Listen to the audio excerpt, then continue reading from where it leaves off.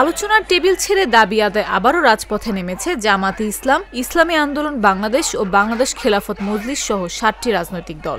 দাবি, জুলাই সনদের আইনি ভিত্তি, আগামী জাতীয় নির্বাচনে পিআর পদ্ধতির প্রণয়ন, নির্বাচনে লেভেল প্লেইং ফিল্ড নিশ্চিত করা। এর বাইরে কেউ কেউ চাইছেন আওয়ামী লীগ ঘনিষ্ঠ দলগুলোর রাজনৈতিক কার্যক্রমে কড়াকড়ি।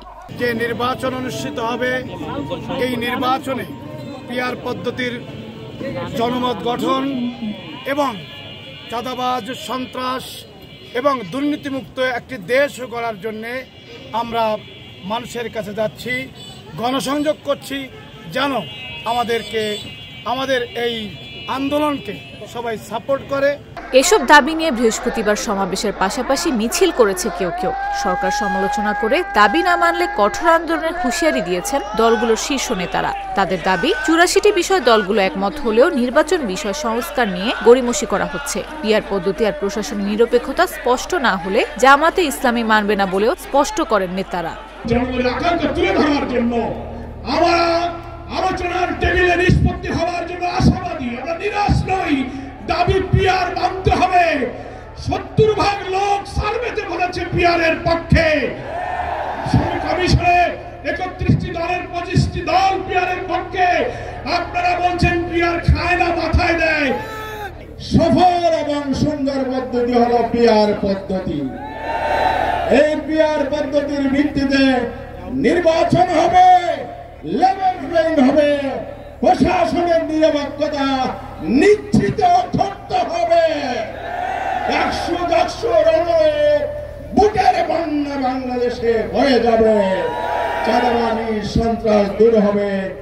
দেশের রাজনীতি যেন স্বচ্ছ নির্বাচনের দিকে যায়, জামাতে ইসলামী সেদিকে যেতে চায় উল্লেখ করে নেতারা বলেন, একটি মহল রাজনৈতিক প্রভাব খাটিয়ে সরকারকে সিদ্ধান্ত নিতে দিচ্ছে না। সাংবিধানিক সংস্কারের আইনি ভিত্তি নিয়ে গণ আকাঙ্ক্ষার সঙ্গে বিরোধিতা করছে। ভোটের আগে গণভোটের মাধ্যমে আইনি ভিত্তি না দিলে দেশ মহাসংকটে পড়তে পারে বলেও শঙ্কা প্রকাশ করেন জামাত নেতারা। অন্তর্বর্তীকালীন সরকার গঠিত হয়েছে। আমরা লক্ষ্য করছি এই সরকার কোন দলীয় সরকার নয়। এই সরকারকে কোন দল বসায়নি। সুতরাং এই সরকার আমরা লক্ষ্য করছি, এই সরকার একটি দলের পকেটে যাওয়ার চেষ্টা করছে। আমরা পরিষ্কারভাবে হুঁশিয়ার করে দিতে চাই যে বাংলাদেশের মানুষ ফ্যাসিবাদ মুক্ত করে নতুন বাংলাদেশ গড়ে তুলেছে।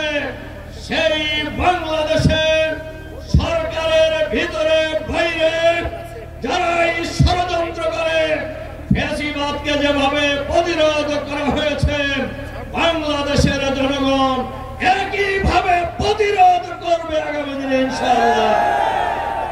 জামাতের সেক্রেটারি জেনারেল মিয়া গোলাম পরওয়ার বলেন, নির্বাচনের আগে জুলাই সনদের আইনি ভিত্তি না দিলে বিপর্যয়ের মুখে পড়বে দেশ।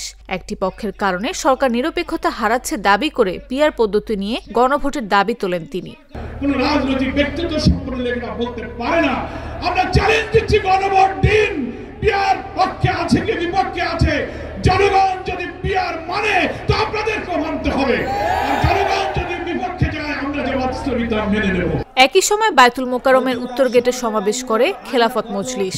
দলটির মহাসচিব মাওলানা জালালউদ্দিন আহমেদ হুঁশিয়ারি দেন, জুলাই সনদ বাস্তবায়ন না হওয়া পর্যন্ত ঘরে ফিরবেন না তারা। একই ধরনের দাবিতে প্রেস ক্লাবের সামনে এবং বিজয়নগরে সমাবেশ ও বিক্ষোভ করে খেলাফত মজলিস, খেলাফত আন্দোলন, নেজামে ইসলাম পার্টি সহ কয়েকটি সংগঠন।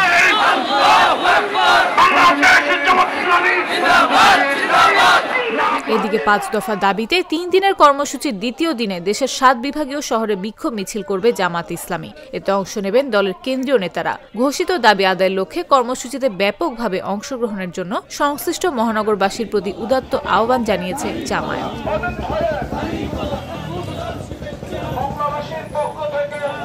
বিশ্লেষকরা বলছেন, রাজনীতির মঞ্চে ইসলামী দলগুলোর এই নতুন অবস্থান নানা প্রশ্ন তুলছে। এই দাবিগুলো নতুন চাপ সৃষ্টির কৌশল বলেও মত তাদের। নাফিস আব্দুল্লাহ, জাগো নিউজ।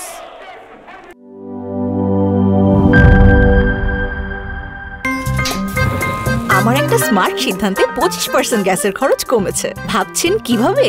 সাধারণ গ্যাস স্টোভ বদলে আমি এনেছি আরএফএল গ্যাস স্টোভ। এর সাইন্টিফিক নজল ও ব্রাস বার্নার ক্যাপ সমানভাবে তাপ ছড়িয়ে রান্না করে দ্রুত, তাই গ্যাসও বাঁচায় 25%, টাকাও বাঁচে 25%। আরএফএল গ্যাস স্টোভ নিরাপদ ও গ্যাস সাশ্রয়ী।